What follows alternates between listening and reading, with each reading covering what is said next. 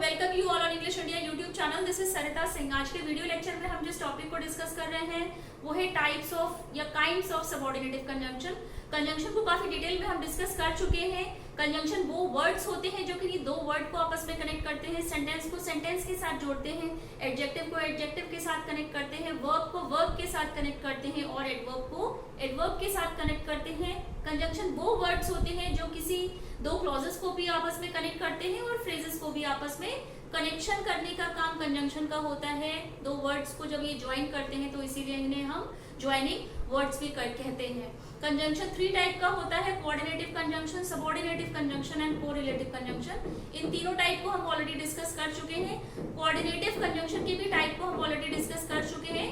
वो सभी वीडियोस आपको चैनल पर प्लेलिस्ट बनी है पार्ट्स ऑफ स्पीच के नाम से, वहां पर वो सभी प्रीवियस के वीडियोस आप देख सकते हैं। तो आज के वीडियो लेक्चर में हम जिस टॉपिक को डिस्कस कर रहे हैं वो है काइंड्स ऑफ सबऑर्डिनेटिव कंजंक्शन, मतलब सबऑर्डिनेटिव कंजंक्शन के कितने टाइप्स या कितने काइंड्स होते हैं, इसी बात को आज हम डिस्कस करेंगे। ये ऑलमोस्ट 9 टाइप का होता है। तो आज के वीडियो लेक्चर में, जिसे हम पार्ट 1 बना रहे हैं, आज के वीडियो लेक्चर में हम सिर्फ सबऑर्डिनेटिव कंजंक्शन के 4 टाइप्स को ही डिस्कस करेंगे। सबऑर्डिनेटिव कंजंक्शन वो कंजंक्शंस होते हैं जो कि भी दो क्लॉजेस को आपस में कनेक्ट करने का काम करते हैं।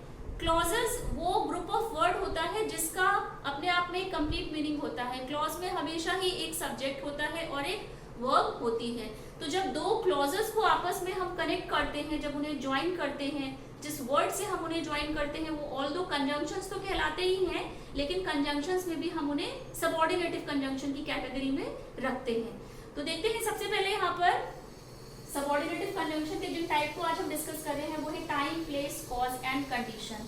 तो टाइम का जब हमें किसी भी सेंटेंस में टाइम को बताना होता है, टाइम के बारे में जब हम कुछ बात करते हैं कि किस समय काम हुआ है या किस समय काम होगा, तो वहां पर हम जिस सबऑर्डिनेटिव कंजंक्शंस का यूज करते हैं वो है after, before, since, until, when and why। ये सभी सबऑर्डिनेटिव कंजंक्शंस के ही टाइप है।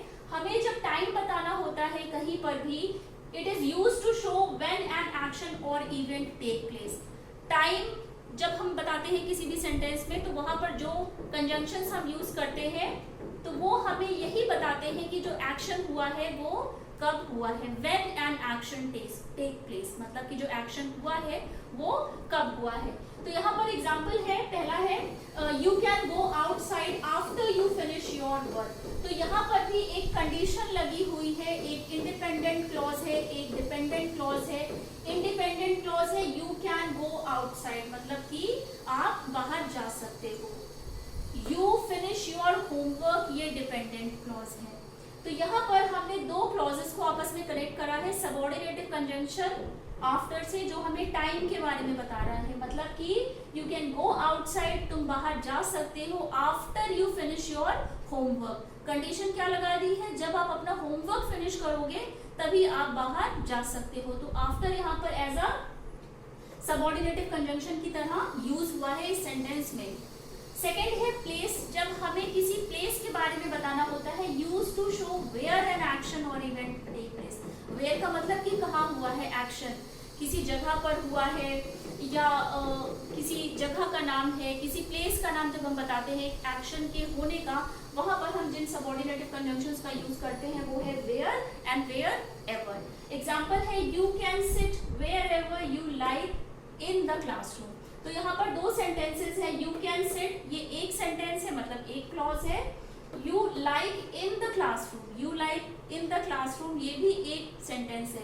दो सेंटेंसेस को जोड़ने का काम कंजंक्शन ने किया है। वेयर एवर यहाँ पर एज अ सबऑर्डिनेटिव कंजंक्शन की तरह आया है, मतलब कि you can sit wherever, तुम कहीं भी बैठ सकते हो। You like in the classroom, जहां भी तुम्हें अच्छा लगे। तो जब बैठने की बात हो रही है कि तुम कहीं भी बैठ सकते हो, प्लेस की बात हो रही है, सबऑर्डिनेटिव कंजंक्शन वेयर एवर का यूज किया है। तो यहाँ पर यू कैन सिट एक इंडिपेंडेंट क्लॉज है और wherever you like in the classroom ये एक डिपेंडेंट क्लॉज है। इंडिपेंडेंट क्लास मतलब आप इंडिपेंडेंट क्लॉज का मतलब हुआ कि जो अपने आप में कंप्लीट मीनिंग दे रहा है। यू कैन सिट ये अपने आप में कंप्लीट मीनिंग दे रहा है, अनलेस हम जब इस पे डिपेंडेंट क्लॉज को ऐड करते हैं वहां पर हम कंजंक्शन का यूज करते हैं, क्योंकि कंजंक्शन का काम ही होता है दो क्लॉजेस को आपस में कनेक्ट करने का। अब जब हम किसी कॉज की बात करते हैं, यूज टू मतलब जब हम किसी चीज के होने के पीछे के रीजन की बात करते हैं, कारण की बात करते हैं, कंजंक्शन का यूज होगा। कौन से कंजंक्शन होंगे वो? बिकॉज एंड सिंस, दोनों ही सबऑर्डिनेटिव कंजंक्शन की कैटेगरी में आते हैं।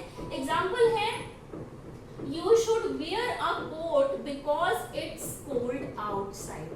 तो you should wear a coat ये एक पूरा इंडिपेंडेंट क्लॉज है, अपने आप में कंप्लीट मीनिंग दे रहा है। जैसे कि मैंने किसी से कहा कि you should wear a coat, मतलब कि तुम कोट पहन सकते हो। Because रीजन बताया है क्यों पहनना है, because it's cold outside। तो रीजन हमने बताया है कि तुम्हें कोट क्यों पहनना है, क्योंकि बाहर ठंड है या बाहर ठंडा है। तो जब हम किसी चीज के होने के पीछे के कॉज की बात करते हैं कि हाँ ऐसा कर लो नहीं तो ऐसा होगा, कोट पहन लो क्योंकि बाहर ठंडा है, तो वहां पर हमने जिस कंजंक्शन का यूज किया है वो सबऑर्डिनेटिव कंजंक्शन है। जब हम कंडीशन की भी बात करते हैं, किसी अवस्था की बात करते हैं, वहां पर भी हम सबऑर्डिनेटिव कंजंक्शन का यूज करते हैं। It is used to show under what circumstance an action और इवेंट टेक प्लेस, मतलब कि ये वो कंजंक्शंस हैं जो हमें बताते हैं कि जो अवस्था है या जो सिचुएशन है वो किस वजह से हुई है या होगी।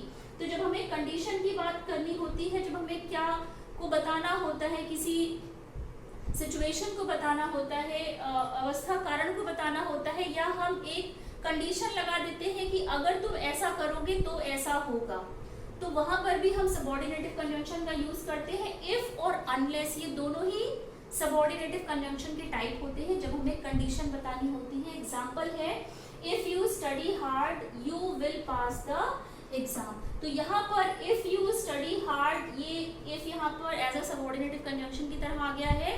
कंजंक्शन सेंटेंस के बिगिनिंग में भी आते हैं, कंजंक्शन सेंटेंस के बीच में भी आते हैं।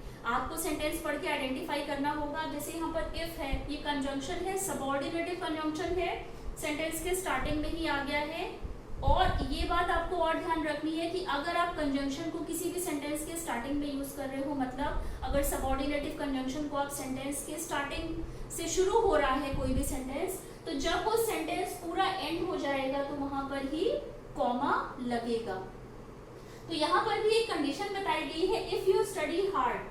तो यहाँ पर एक ही कंडीशन है कि अगर तुम मेहनत करोगे you will pass the exam, तभी तुम एग्जाम को पास करोगे। तो एक तरह से हमने कंडीशन लगा दी है कि ऐसा करोगे तब ऐसा होगा। तो सबऑर्डिनेटिव कंजंक्शंस वो कंजंक्शंस होते हैं जो सेंटेंस के स्टार्टिंग में भी आ सकते हैं, सेंटेंस के बीच में भी आते हैं, और ये एक क्लॉज को दूसरे क्लॉज से जोड़ने का काम करते हैं। डिपेंडेंट क्लॉज को ये हमेशा ही इंडिपेंडेंट क्लॉज के साथ कनेक्ट करते हैं। आज के वीडियो लेक्चर में हमने सबऑर्डिनेटिव कंजंक्शन के 4 टाइप्स को डिस्कस करा है। आई होप आपको ये वीडियो लेक्चर पसंद आया होगा। इसके जो सबऑर्डिनेटिव कंजंक्शन के जो रिमेनिंग के काइंड्स हैं उसको हम नेक्स्ट वीडियो लेक्चर में कवर करेंगे। तो आज के वीडियो लेक्चर में बस इतना ही। चैनल को लाइक, सब्सक्राइब एंड शेयर जरूर करिएगा, बेल आइकन को प्रेस कर दीजिएगा। और चैनल पर एक प्लेलिस्ट बनी है, वहां पर इस चैनल पर जो भी प्रीवियस के वीडियोस बन चुके हैं वो सभी वीडियोस आपको वहां पे मिल जाएंगे। तो टिल देन टेक केयर, मिलते हैं सबऑर्डिनेटिव कंजंक्शन के टाइप के सेकंड पार्ट में। Till then take care.